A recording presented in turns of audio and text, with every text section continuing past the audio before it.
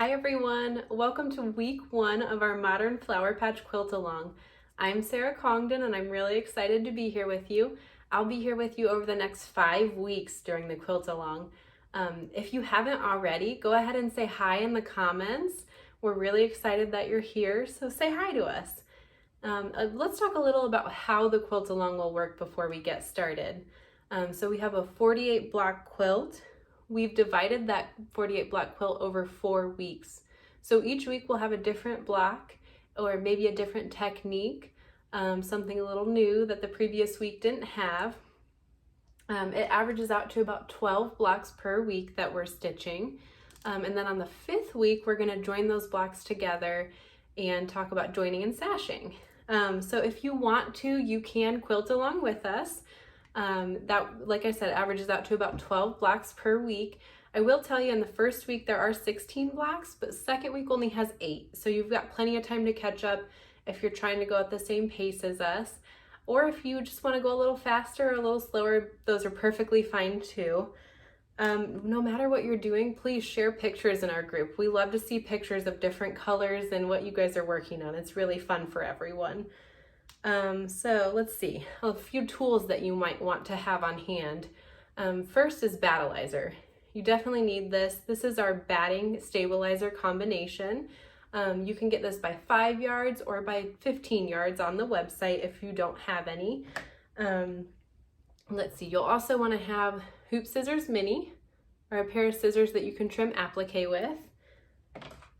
And then you'll also want the trimmer by George.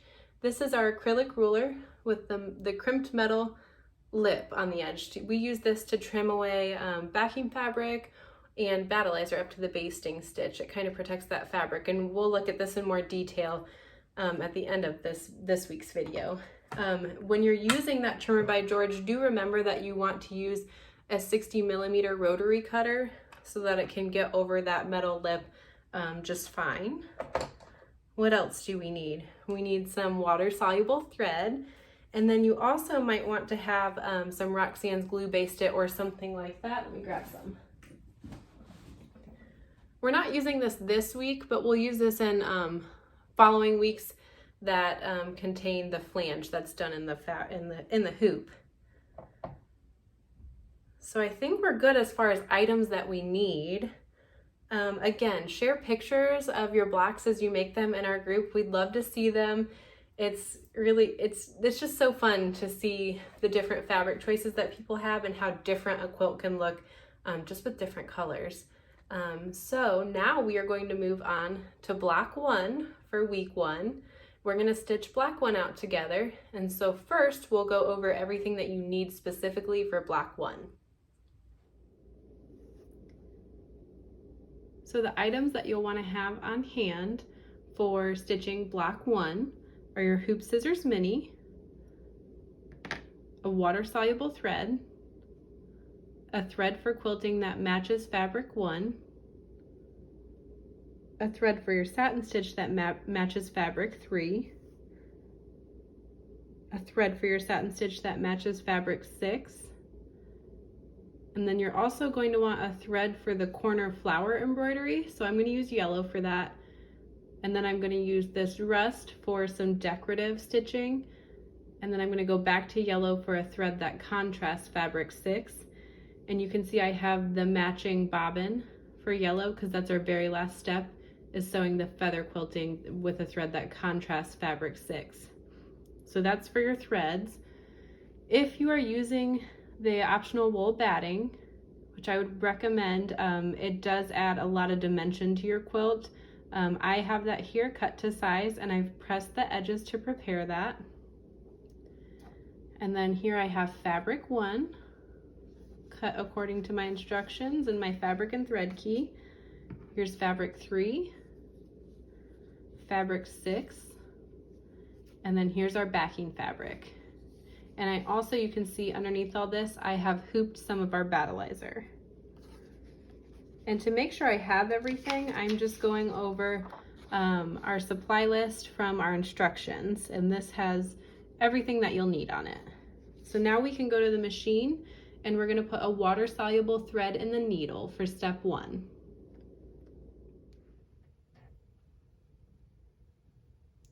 So working on block 1, step 1, we'll sew our placement stitch with the water-soluble thread and the needle.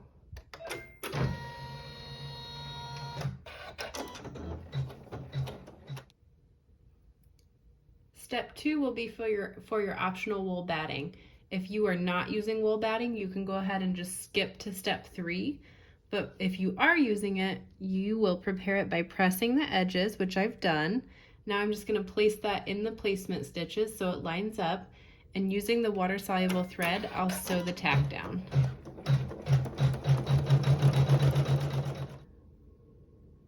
Now my wool batting is tacked down, and I should have told you, when you're tacking down your wool batting, if you're using it, raise your presser foot to the highest setting so it doesn't get stuck on there.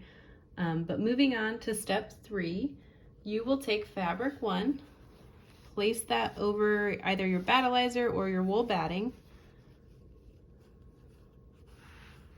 and with the water-soluble thread, you'll sew the tack down in the placement stitch.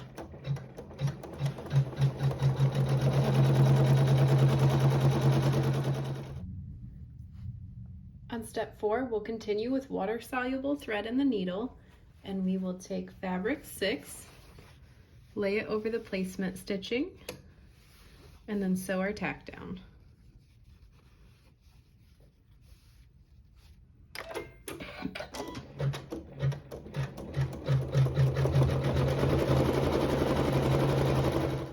Now that we have fabric 6 tacked down, we will use our Hoop Scissors Mini and trim close to the stitching on all sides.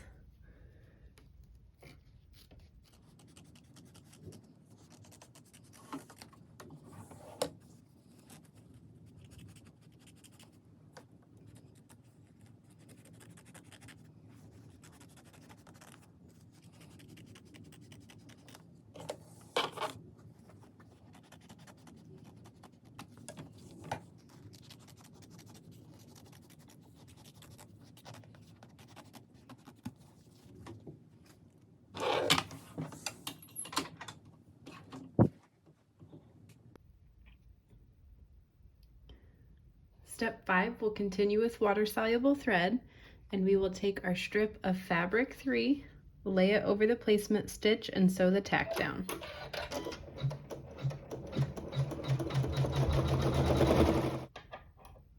We'll use our Hoop Scissors Mini to trim fabric 3. We'll trim close to stitching on the inside of the block, leaving at least a ½ inch of fabric on the outside edges of the block. For step 6, I've switched to a thread that matches fabric 6 in the needle, and this will sew some quilting as well as the satin stitch.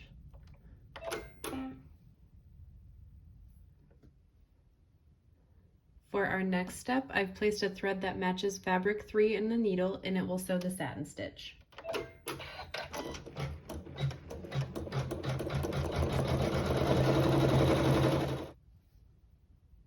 For step 8, place the thread color of your choice, that's contrast fabric 3, in the needle and sew the decorative stitching.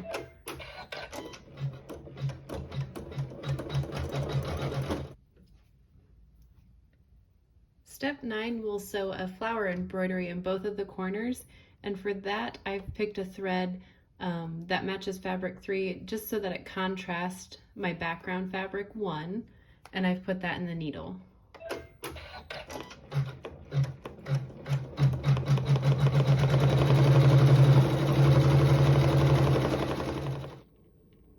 Step 10, we'll use the thread color of your choice, and it will sew some decorative stitching in the very corners of the embroidery that we just stitched.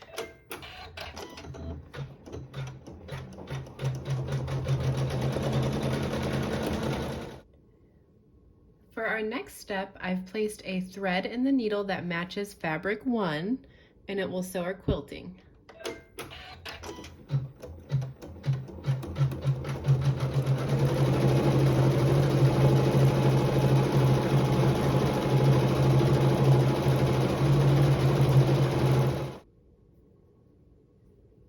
Moving on to step 12, I've taken my hoop off my machine and I flipped it right side down, and now on the back of the hoop I'm going to add my backing fabric. I'll just make sure it's even over that block, And then we'll flip our hoop right side up.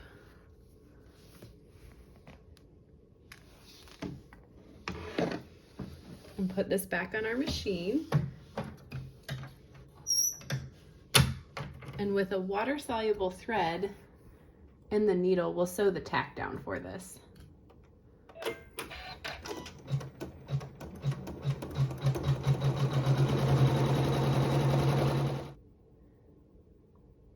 We're on our very last step in our block now.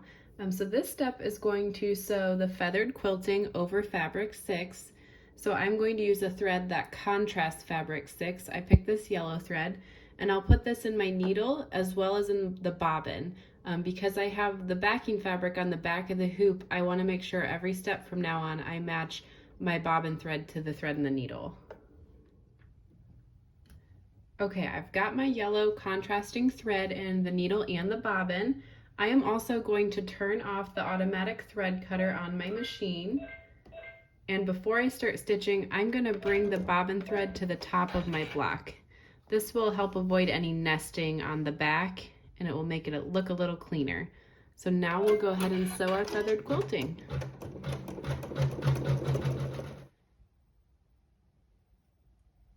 Okay, so we're done with everything at the machine for block 1 and in our hoop.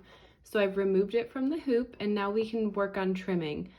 Here's our front and then our back with our backing fabric and the beautiful quilting on there. So block 1 falls in a couple different places in the quilt.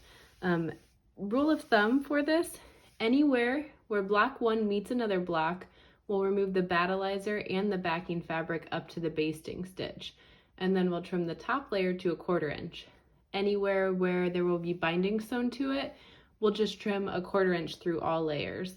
So we'll trim this one as though this is going to be a corner block. So for this side, we'll have another block joined to it. So I'm going to take our trimmer by George. This is what we showed you at the beginning of this video for week 1, the acrylic ruler and this crimp metal edge. I'll shimmy this up underneath the fabric on the front of the block and lay it flat. Just make sure there's no fabric peeking out. Oop, and I do have fabric peeking out. Try that again. Okay, now we're good. And then we'll use our 60mm rotary cutter and trim away the battleizer and the backing fabric.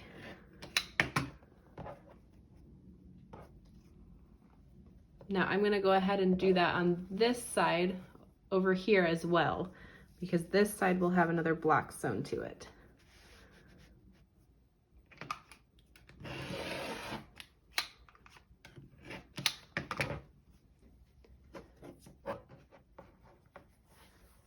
Okay, so now that I already did that, all I need to do is trim 1/4 inch through these 2 layers on the top.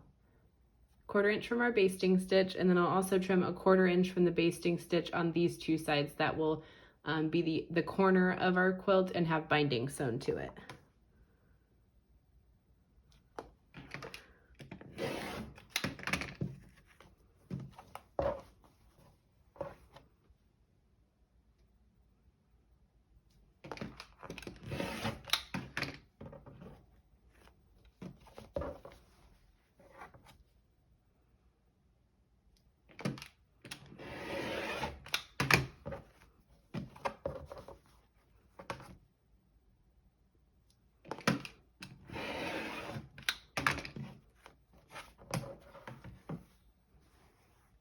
Okay, so here we have block 1 completely stitched out and trimmed. You can see how we trimmed the back.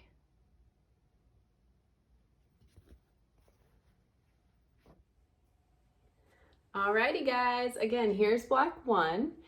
And for this week, we did block 1, and included in what you're stitching out this week, if you're following along with us, is going to be the remaining of block 1, block 2A, and block 2B. Block 2A and block 2B, I'm not going to stitch out step by step on the video this week, just because it's the same as block 1. It just has a small satin stitch down in this corner. So it's the same steps. Also, don't forget in your instructions and everything. There are also included slideshows, so if you have any questions on a particular step, you'll also see the pictures there of, step by step how you're building this block. So access that if you have any questions, or the instructions. If you want to see a little more detail, you can see that in the slideshow. So again, your homework, if you're following along with us, is block 1, block 2A, and block 2B. And let's see, what are we going to do next week? Next week, we are working on blocks 3A and 3A, 3B, 5A, and 5B.